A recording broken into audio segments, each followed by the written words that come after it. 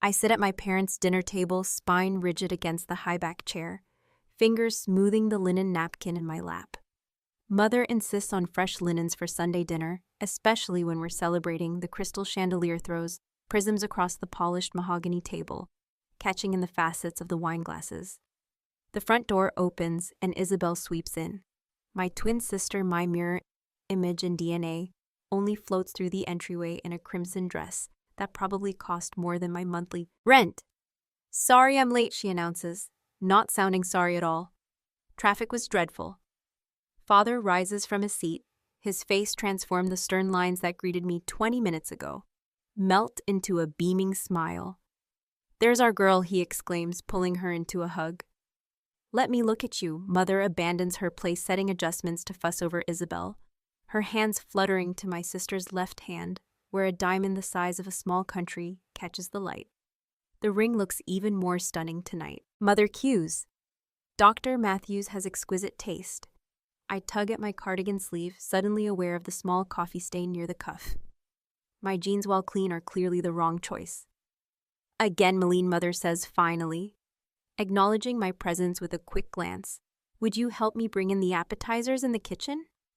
She hands me a tray of stuffed mushrooms while whispering, "Couldn't you have worn something nicer? It's your sister's celebration dinner."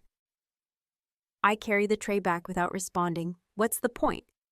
Father taps his glass, once we're seated, raising it toward Isabel. "To our beautiful daughter," he says. Proof that following our guidance leads to success. A surgical resident engaged to a brilliant cardiologist. We couldn't be prouder. Glasses clink. I sip water instead of the wine. The server, Mother, hired for the evening, clears our plates after the main course. Father turns his attention to me, his expression shifting from pride to something harder. "Malene," he says, using my full name as he always does. "When will you finally apply to business school like we discussed? The deadline for fall admission is approaching." I stare at the crumbs on the tablecloth before I can answer. Mother chimes in. "Did you hear Elizabeth Henderson's daughter just got engaged to that wonderful attorney from Boston? She's your age." Malene Isabel reaches across the table to pat my hand. "Don't worry, Maddie. I can help with your application essays. I know how challenging writing can be for you." The chandelier light shifts, casting shadows across the table. The dining room feels smaller, tighter, like an interrogation chamber with wine and fine china. My mind flashes back to my childhood bedroom walls, covered with art awards, hastily taken down whenever company came. Meanwhile, Isabel's math trophy stood proudly displayed in the living room cabinet. I remember the day Father called me into his study, his face grave as if delivering terminal news. "Your college fund will need to be redirected," he explained. "Art school is a hobby, not a career path. Isabel needs the extra money for her BMED program. So many country club brunches where Mother would introduce us. This is Isabel, our ambitious one, and this is Malene. She's still finding her way." The pattern never changed. My voice, my dreams systematically silenced. Actually, I hear myself say the words forming before I've given them permission. I've been sketching vehicle designs at Miller's garage downtown. They're considering using some of my ideas for custom builds. The table falls silent. Father's fork freezes halfway to his mouth. "No daughter of mine will waste her life in a garage," he says. Each word a bullet. Mother's face drains of color. "What will I tell the country club ladies? They'll think you've lost your mind under the table." Isabel's thumbs move rapidly across her phone screen. A moment later, she sets it down with a small smile, eyes darting to me, then back to her plate, texting her fiancé about how I'm embarrassing the family again. I feel strangely calm as I fold my napkin and place it beside my plate. "Excuse me for a moment," I say, standing. "Malene, we're not finished discussing this," Father warns, but I'm already walking away, legs carrying me toward the hallway. I pause just outside the dining room, my hand braced against the wall. "She's always been the disappointment," Father's voice carries clearly. "Thank God we have Isabel. We need to find her a suitable husband before she ruins herself completely, Mother." Sigh, Isabel's voice softer. "But just as cutting, maybe she needs therapy. Something's clearly wrong with her." My hand trembles against the textured wallpaper. I stand perfectly still, letting their words wash over me like acid rain. Then, without a sound, I walk to the front door and leave no goodbye, no dramatic exit. Just the quiet click of the door closing on 25 years of trying to be someone I'm not. Rain pelts the window of my studio apartment as I sort through the cardboard box I retrieved from my childhood bedroom last week. My fingers brush against something rigid, an envelope I don't immediately recognize. My breath catches when I pull it out.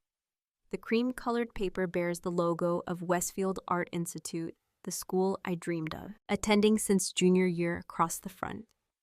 Stamped in red block letters, rejected my application, the one father promised to mail for me. I sink onto my secondhand sofa, memories flooding back the night I finished my portfolio. Dad's hand on my shoulder. I'll take care of this. Meline, trust me. His smile now looks different in my memory. The rejection isn't what burns. Sits the betrayal he never sent it at all. My hands shake as I pull out my laptop and log into my bank account the savings I've been accumulating since high school tips from waitressing birthday money, small commissions for logo designs. The balance shows $237.41. It should be over $5. In 3 clicks. Reveal the transaction history. 5 separate transfers to a joint account I don't recognize, made over the course of 2 months, each one authorized by Richard Turner, joint account holder. My stomach twists into a knot. I reach again into the box and pull out the family photo album. I took not out of sentimentality, but as proof I once existed in that house. I flip to the section labeled Elementary School Achievements and find the space where my first place ribbon from the state art competition should be. The photo has been altered, cropped to remove the easel and canvas that once stood proudly beside me now. It's just an awkward image of 10-year-old me standing alone, smiling at something. No longer in the frame, page after page tells the same story. Award ceremonies with just Isabel. Group photos where I've been pushed to the edge, easily croppable, a systematic eraser. A small leather-bound book falls from between the album pages. Mother's diary. It must have been tucked into the album by mistake. When I hastily packed, I shouldn't read it, but after what I've just discovered, privacy seems a luxury they didn't grant me. I opened to a random page dated 3 years ago. We've done everything to steer Meline to a respectable path. Richard believes another year at home. Under our guidance should correct her concerning tendencies toward these artistic pursuits. Isabel agrees her sister needs firmer direction concerning tendencies like, I'm a disease they needed to cure. The walls of my apartment close in father, the mastermind systematically undermining any attempt at independence. Mother marshalling her social army against me and Isabel. My own twin, reporting my worrying behavior to ensure I stayed trapped in their vision. My entire life feels like a construct built by someone else. Thunder crashes outside as I grab my keys and jacket. I need air, need to drive, need to be anywhere but surrounded by evidence of their manipulation. My ancient Honda protests in the downpour, coughing twice before dying completely. Of course, even my escape vehicle betrays me. I rest my forehead against the steering wheel, defeated as rain drums a steady rhythm on the roof. Through the blur of my windshield, I notice the glow of the coffee shop across the street, Motorhead's Cafe. A strange name for a coffee place. A knock on my window startles me. A man in a faded denim jacket, rain plastering his dark hair to his forehead. Motions for me to roll down the window. Car trouble, he asks, rain dripping from his nose. I crack the window an inch, just died on me, pop the hood. I can take a look against my better judgment, I do. He's drenched but grinning, your alternator's shot. I can give you a ride if you need one. I don't even know you, I say. He wipes his hand on his jeans and offers it through the window. Crack. Brandon Miller. I own the garage behind the coffee shop. 20 minutes later. I'm sitting in Motorhead's, which turns out to be half coffee shop, half vintage motorcycle. Showroom. Brandon hands me a steaming mug of coffee. No charge. His hands are calloused fingernails lined with grease, impossible to fully remove. My sketchbook sits open between us. I shoved it in my bag before leaving the apartment. These are incredible, he says, studying my engine modification sketches. His eyes warm brown with flecks of gold. Move carefully over each line, not dismissing, actually seeing just doodles, I murmur embarrassed. These aren't doodles, this carburetor design, that's innovative. Have you ever thought about designing professionally? I laugh, the sound bitter even to my own ears. My father thinks art is a hobby, not a career. Brandon's eyes meet mine, steady and clear. What do you want? The question hits me like a physical blow. No one has ever asked me that before. Not once. My phone vibrates. Father, his text hers final notice. Palmer internship starts Monday. Your desk is waiting. This discussion is over. Mother's message follows dinner with the Richardsons, Thursday. Their son just made partner at his law firm. Wear the blue dress I bought you, then Isabel. Wedding dress, shopping Saturday, you're required. Bring the bridesmaid color swatches. I selected. The walls begin to close in again, even here in this open space, the countdown clock of expectations ticking louder.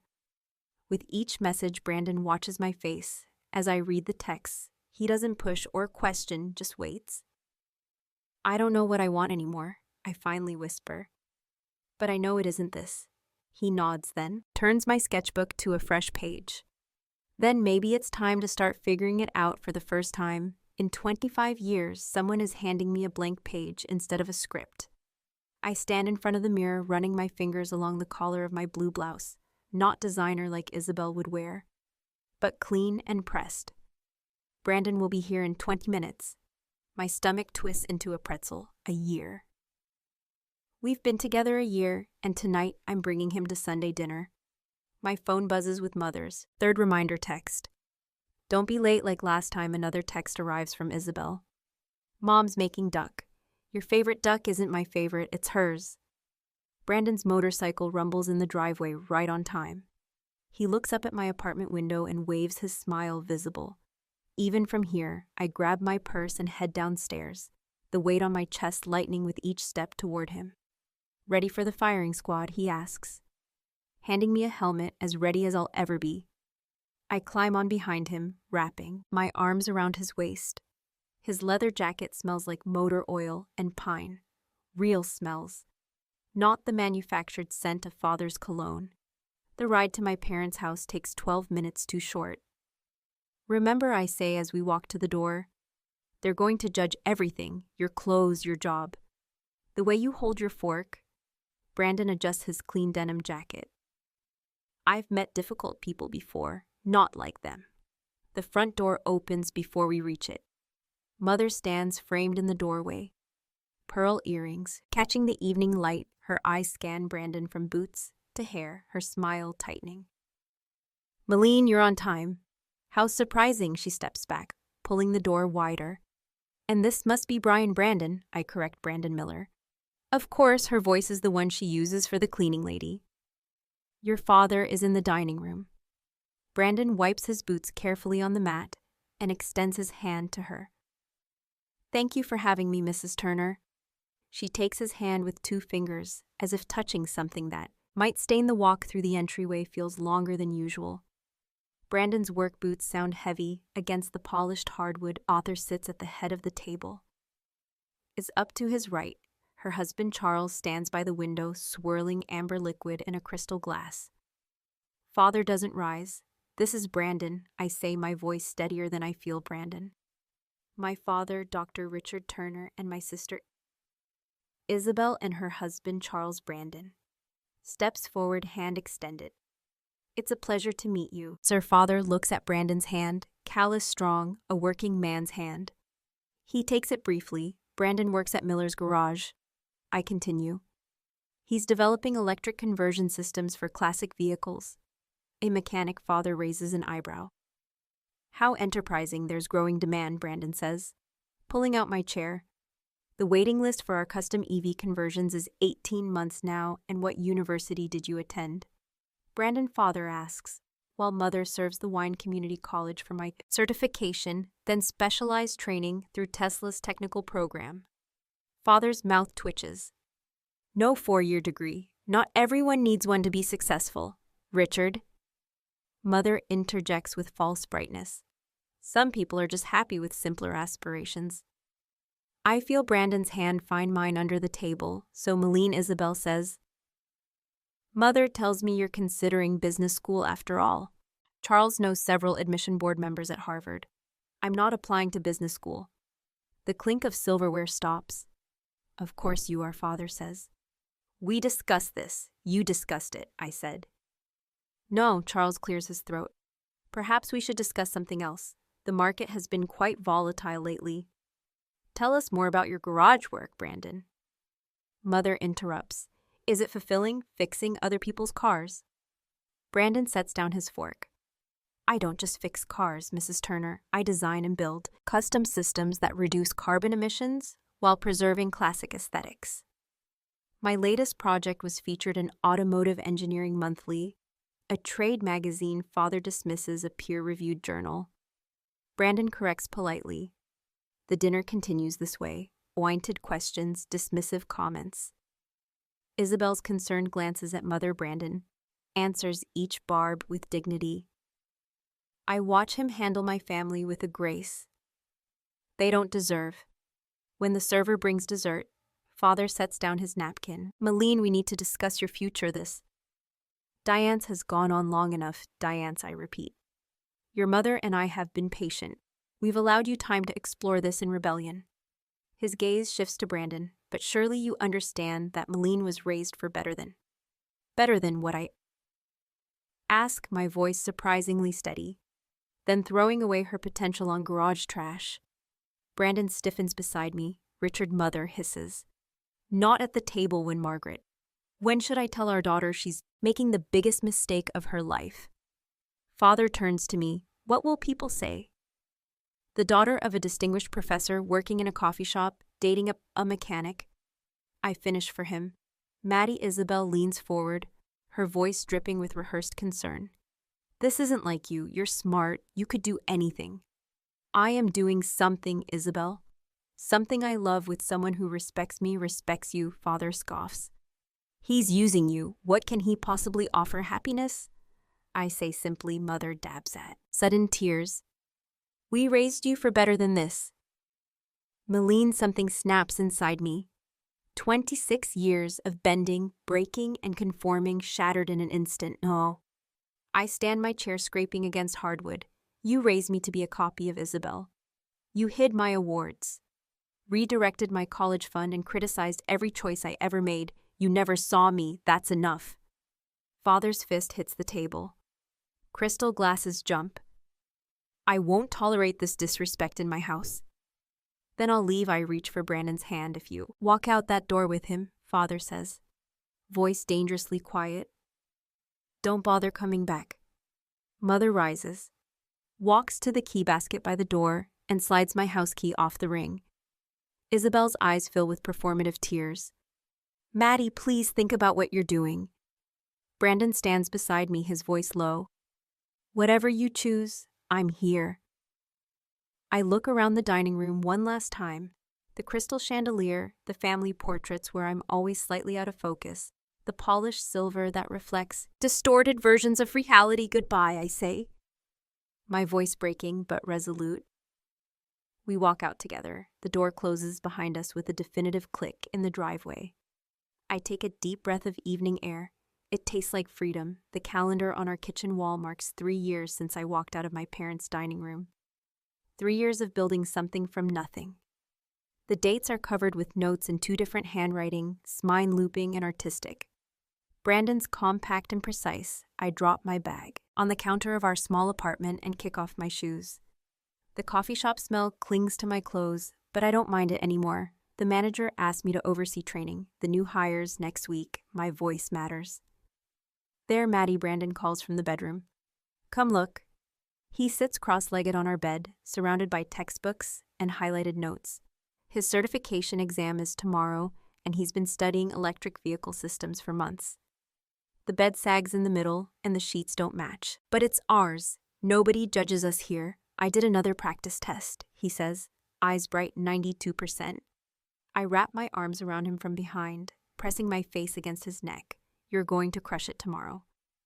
The wall above our bed holds a collage of dreams, me drawings of streamlined vehicles beside his technical diagrams, magazine cutouts of hybrid engines, and a photo of us at the Clean Energy Exposition last summer in the corner. A stack of my communication textbooks from the community college night. Classes I've been taking. Remember when we could barely pay the electric bill? I say, looking around at the apartment that slowly transformed from empty to full. Every book, every tool, every sketch on the wall represents a choice we made, not choices made for us. 6 months later, I stand in the auditorium watching Brandon cross the stage, his specialized EV system. Certification is rare enough that companies have already been calling. His mother sits beside me, squeezing my hand. She welcomed me with open arms when her son brought me home. No questions about family background or career prospects. Just genuine curiosity about who I am when they call his name. I cheer until my throat hurts. Later that night, he shows me the job offer letter from Green Circuit, a clean energy company, 3 towns over. The salary is nearly double make. Combined, we could get a better place, he says cautiously. Maybe that condo complex near the park. I think about the tiny balcony those units have, or I could set up an easel sunshine instead of the shadow of the apartment building next door. Let's do it, I say, and the look on his face is worth every struggle of the past 3 years. My own professional transformation comes more slowly. The manager at the coffee shop recommends me to her brother-in-law who runs communications at a tech startup. She manages customer complaints better than anyone I've seen, she tells him. And you should see how she redesigned our menu boards. My new business cards read, Communications Specialist. My desk has a window for the first time. My artistic eye and business degree work together instead of fighting each other. We don't need my parents' validation to feel successful, but the absence of it still leaves a hollow space. Sometimes, like phantom pain from an amputated limb, my mother's calls come every few months, each ending the same way. When will you come to your senses? The Christmas card arrives with their annual family photo. Father, Mother Isabel, and her surgeon husband standing in front of their perfectly decorated tree. The empty space where I should stand, conspicuous. Isabel texts occasionally superficial messages that I know she reports back to our parents.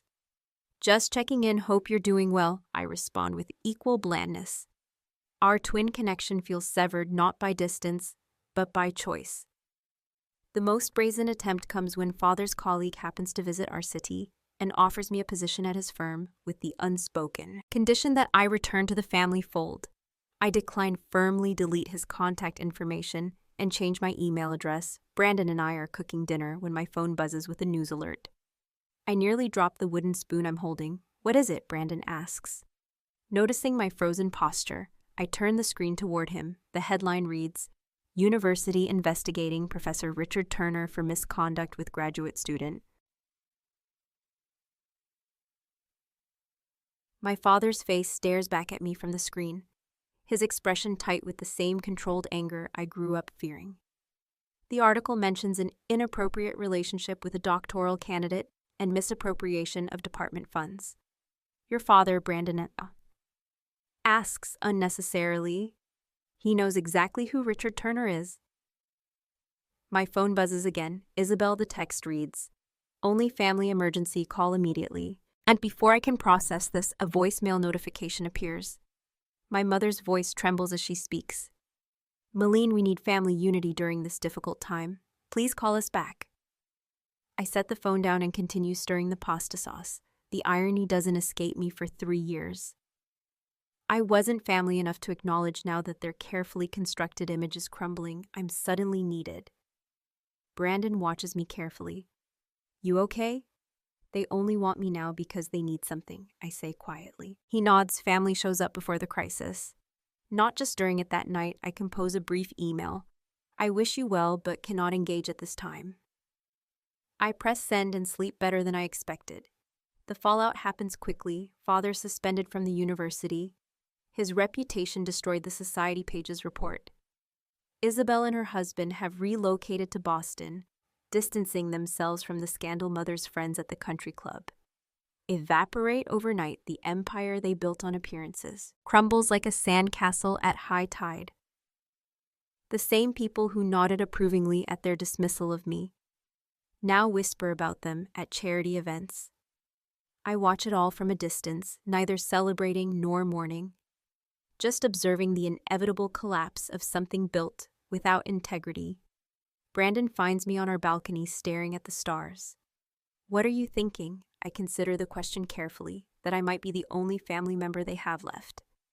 His eyes meet mine, understanding the weight of what's coming. What does that mean for you? I have no answer yet when those who judged you suddenly need your mercy. What does true integrity demand? I spot them before they see me standing in the visitor parking lot of Horizon Technologies. My father's shoulders, once squared with academic authority, now hunched forward like a question mark. My mother clutches her person at the Prada she showcased at country club brunches, but something brown and plain from a discount store. Their car, a dented Buick that replaced the gleaming Mercedes, sits awkwardly between the sleek vehicles of my coworkers. My stomach knots. 3 years of silence shattered by their unannounced arrival. Malign father's voice carries across the asphalt, lacking its former command. I straighten my spine, muscle memory from a lifetime of evaluations at their dinner table. What are you doing here? They approach cautiously, as if I might bolt. Perhaps I should. You look well, Mother says, her gaze traveling over my simple blouse and tailored pants. She's thinner lines etched around her mouth. That makeup can't hide. Her pearl earrings remain the last vestige of former prosperity. We need to talk. Father says his rehearsed humility sits unnaturally on his face. Somewhere private. This is my workplace. I glance at my watch. I have 10 minutes before a meeting. His jaw tightens, then deliberately relaxes. We've made mistakes. Malign, terrible mistakes. We need your help. Mother whispers, tears welling in eyes that once surveyed me with disappointment. Your sister won't take us in. The revelation strikes like cold water. Isabel turned you away, she says. Jonathan's family wouldn't approve of our situation. Mother's voice cracks. We've lost everything the university settlement took, what the legal fees didn't. The house goes on auction next week. Father steps closer, close enough that I smell unfamiliar discount cologne. We're still family after all. The word family hangs between us like smoke, toxic, suffocating for a heartbeat. Old patterns surge through me. Fix this, make it better, earn their approval, finally. I have a spare room, my mouth starts to say. Then I catch at the flash in Father's eyes. Satisfaction, the hunter seeing prey move into position. Maddie Brandon's voice breaks the spell. He crosses the parking lot toward us, a brown paper bag in hand. Our usual Wednesday lunch, the sight of him, solid, certain carrying food, we'll share at the small table in my office, anchors me to the present. Everything okay? He asks, reaching my side. Mother's gaze slides over his Horizon Technologies polo shirt with undisguised surprise. Last she knew, he worked in a garage. Brandon, these are my parents, I say. They were just leaving. No, we weren't. Father's tone hardens, the mask of contrition slipping. This is family business. I look at him, really look at him, and suddenly see with perfect clarity when I needed you, what did you do? He blinks, unprepared for direct confrontation. When I needed a family, what did you do? I repeat, we were trying to protect you from this kind of life. Father bursts out, gesturing at the modest office building behind me. Mother nods earnestly. If you'd listened, you wouldn't be working in this place. And there it is, the truth beneath their desperation. Not remorse, not love, just the same old judgment wearing new clothes. This place, I say quietly, is where I design propulsion systems for electric vehicles. My name is on 3 patents. People respect me here. Brandon's hand finds the small of my back. A gentle presence, not a pressure. You disowned me. I continue, my voice steady as a heartbeat. You made your choice and now I'm making mine. Father's face reens. After everything we sacrificed, I need to get back to work. I turn toward the building, Brandon beside me, security. Brandon says quietly to the guard station near the entrance, please make sure they don't return. You can't do this, Father shouts, his authority finding its old edge malign. Grace Turner. We are your parents. I pause not. In hesitation but in acknowledgement, yes you are, and I wish you well, but this. I gesture to the space between us is over the security guard, a retired police officer named Jim. Steps forward, folks. I'll need to escort you to your vehicle. Mother's face crumbles. The country club. Ladies were right about you, selfish. Always so selfish. I watch as they're guided toward their Buick, father's shoulders rigid with impotent rage. Mother dabbing at tears with a tissue that isn't monogrammed linen. Their car pulls away, tires crunching over gravel. I expect to feel something, grief, guilt, triumph instead. A profound calm washes through me. You okay? Brandon asks, his voice low. Yes, I answer, surprising myself with the truth of it. I am. We walk through the glass doors of Horizon Technologies, leaving the past in the parking lot where it belongs, the weight I've carried since childhood, the constant striving for approval that would never comes. Lips from my shoulders. I am Malene Turner. I design propulsion systems. I make my own choices, and for the first time, walking away feels like walking towards something better. I kneel in the warm soil of our backyard garden, pressing seedlings into the earth while Ellie toddles across the quilt spread nearby, her blocks clatter as she stacks them, her concentration absolute in that way only toddlers possess. At 18 months, she builds with the same focused intensity. Brandon brings to his engines, those tomatoes going in. Okay. Brandon's mother, Lillian, appears from the kitchen door, wiping her hands on a faded apron. Dinner's about 20 minutes out. Perfect timing. I pat the soil around the last seedling. These should thrive here, drainage, morning sun. Lillian watches Ellie for a moment, her face softening. She's got your artist's hands. Look how she places those blocks just so. I follow her gaze, warmth blooming in my chest. At the simple observation, the kind my own mother never made. Inside our modest bungalow, framed photographs line the hallway wall. Brandon receiving his certification, his arm around my waist. My first professional vehicle design, implemented by his company.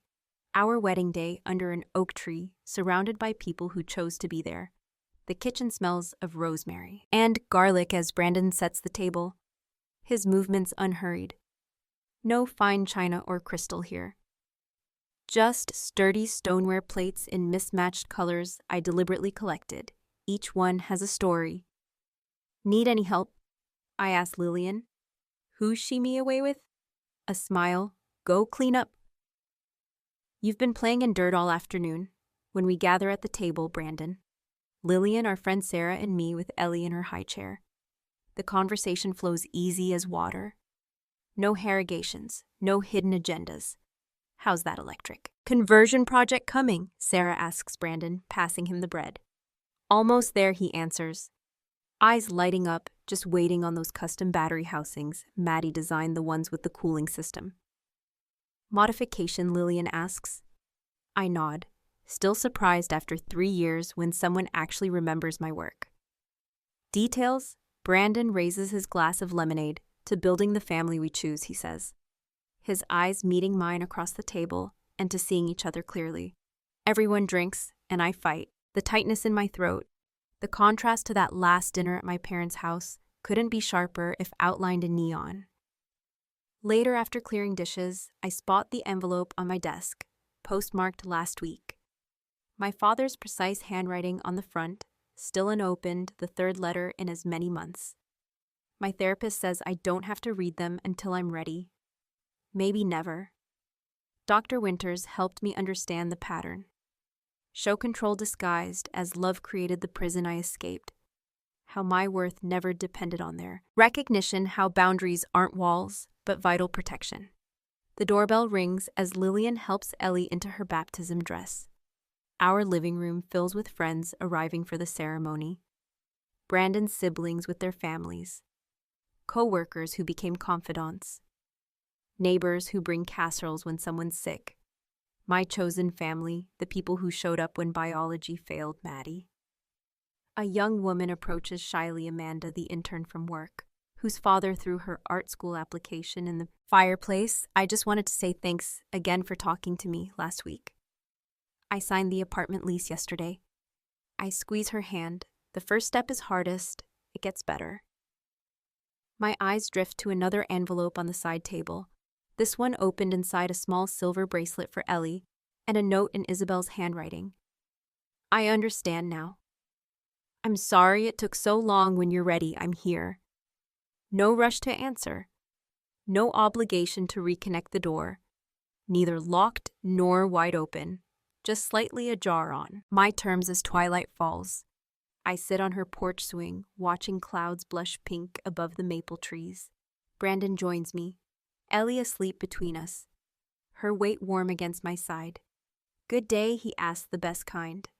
I answer the swing kicks gently, as I rock us with one foot. Sometimes the family you're born into doesn't see your worth, but the family you build shows you what love really means. Our modest home glows golden behind us, a sanctuary built on authenticity rather than appearances, worth every step of the journey.